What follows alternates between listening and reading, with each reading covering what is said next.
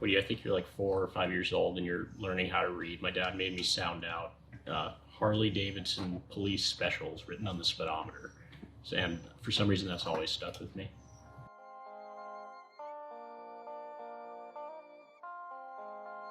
My dad was into motorcycles. A lot of his friends were into motorcycles. So there was always something around, something interesting to look at.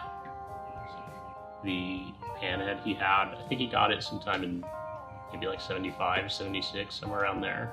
And he stopped riding it like, I think 2 days after they passed the helmet law in California.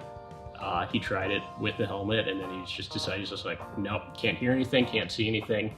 Parked the bike outside, uncovered, and then it sat there for, I think about 7 or 8 years. My bike is a 49 Harley Panhead.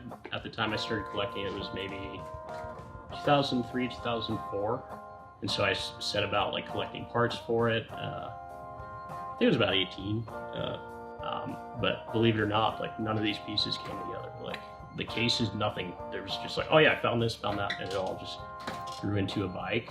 It took, I want to say 6 years to put it together. I was 24 the first time I started it.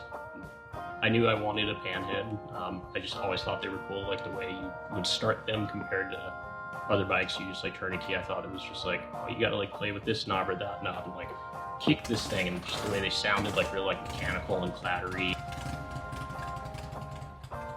You know, a lot of help from friends or people who were important to me. Unfortunately, a lot of the people who were involved are dead, so it's really like, oh, I remember this with, you know, that person.